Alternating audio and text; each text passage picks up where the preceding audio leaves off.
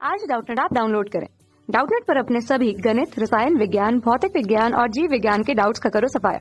बस प्रश्न की फोटो खींचो, एक ही प्रश्न को क्रॉप करो और तुरंत वीडियो सोल्यूशन पाओ। अभी डाउनलोड करें। नमस्कार दोस्तों, हमारा आज का प्रश्न है गोबर की खाद के लाभों को बताइए। तो आइए इसे उत्तर की सहायता से समझते हैं। उत्तर तो देखिए, गोबर की खाद द्वारा होने वाले लाभ निम्न हैं। तो देखिए, इसका पहला लाभ यह होता है कि मिट्टी में वायु का संचार बढ़ता है। गोबर की खाद के उपयोग से मिट्टी में क्या होता है कि मिट्टी में वायु संचार या वायु का संचार क्या होता है, बढ़ता है गोबर की खाद का उपयोग करने से। तो यह इसका पहला लाभ हो गया। फिर इसका दूसरा लाभ यह होता है कि मिट्टी में जल धारण करने की क्षमता बढ़ती है। मिट्टी में जल धारण व जल सोखने की क्षमता क्या हो जाती है, बढ़ जाती है। गोबर की खाद की वजह से जल धारण क्षमता व जल सोखने की क्षमता में क्या होती है, बढ़ोतरी हो जाती है। और यह क्षमता क्या हो जाती है, बढ़ जाती है। यह इसका दूसरा लाभ है।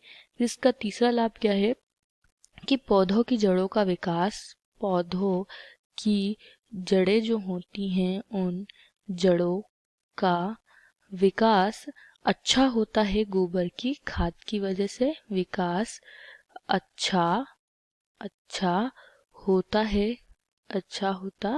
है। और इसके अलावा इसके कुछ मुख्य लाभ भी हैं, जैसे कि मिट्टी में लाभदायक जीवाणुओं की संख्या क्या हो जाती है, बढ़ जाती है।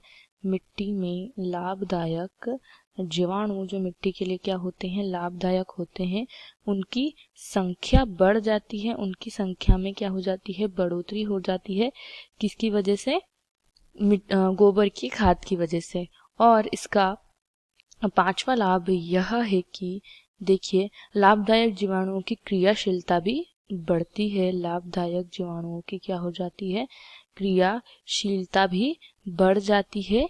गोबर की खाद की वजह से क्रियाशीलता भी बढ़ जाती है। और इसके कुछ और भी अन्य लाभ हैं, जैसे कि अनेक जीवाणु मिट्टी से पोषक तत्व लेकर, अनेक जीवाणु क्या करते हैं, मिट्टी से पोषक तत्व लेकर कहाँ देते हैं, पौधों तक क्या करते हैं, पौधों को प्रदान करते हैं, पौधों तक पहुंचाते हैं। अनेक जीवाणु कौन करता है यह कार्य, अनेक जीवाणु क्या करते हैं, पोषक तत्वों को मिट्टी से लेकर पौधों तक पहुंचाते हैं। और यह किस प्रकार पहुंचाते हैं कि जीवाणु जटिल नाइट्रोजन को, यह जीवाणु क्या करते हैं, यह जीवाणु जटिल नाइट्रोजन जो कि पौधों द्वारा अवशोषित नहीं की जा सकती है, उसको किसमें परिवर्तित करते हैं, नाइट्रेट और अमोनिया में परिवर्तित कर देते हैं। अमोनिया व नाइट्रेट आयंस में परिवर्तित कर, नाइट्रेट आयंस में क्या कर देते हैं, परिवर्तित कर देते हैं। और इसी रूप में यह क्या करते हैं, पौधों द्वारा अवशोषित किए जाते हैं। इसी रूप में यह क्या होते हैं, पौधों द्वारा अवशोषित की जाती है नाइट्रोजन। ठीक है, तो यह भी एक गोबर की खाद का लाभ है। और इसके अलावा जीवाणु द्वारा वातावरण की नाइट्रोजन का, जीवाणु द्वारा क्या होता है, गोबर में उपस्थित जीवाणु द्वारा नाइट्रोजन, वातावरणीय नाइट्रोजन का क्या होता है, स्थिरीकरण हो जाता है। स्थिरीकरण हो जाता है। इसके बाद यह पौधों द्वारा क्या की जाती है, उपयोग में ली जाती है। तो यह भी इसका एक महत्वपूर्ण लाभ है। इसके अलावा इसके लाभ यह है कि मिट्टी का जो ताप स्तर होता है, मिट्टी का जो ताप स्तर होता है वह गोबर की खाद द्वारा सुधरता है, उसके ताप स्तर में सुधार आता है। इसके अलावा सबसे आखिरी लाभ जो है वह यह है कि मिट्टी के कण एक दूसरे से चिपके रहते हैं। क्या है, मिट्टी के कण एक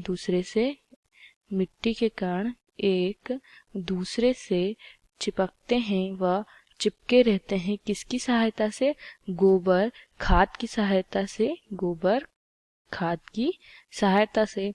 तो यह थे कुछ मुख्य लाभ जो गोबर खाद की वजह से होते हैं। तो हमारा प्रश्न यहीं समाप्त होता है। आशा करती हूँ आपको यह प्रश्न समझ आया हो। इस वीडियो को देखने के लिए धन्यवाद। कक्षा 6वीं से 12वीं से लेकर नीट, IIT, JEE वो एडवांस के लेवल तक 1 करोड़ से ज्यादा छात्रों का भरोसा। आज ही डाउनलोड करें डाउटनेट ऐप या व्हाट्सएप करें अपने सारे डाउट्स 8400 400 400 पर।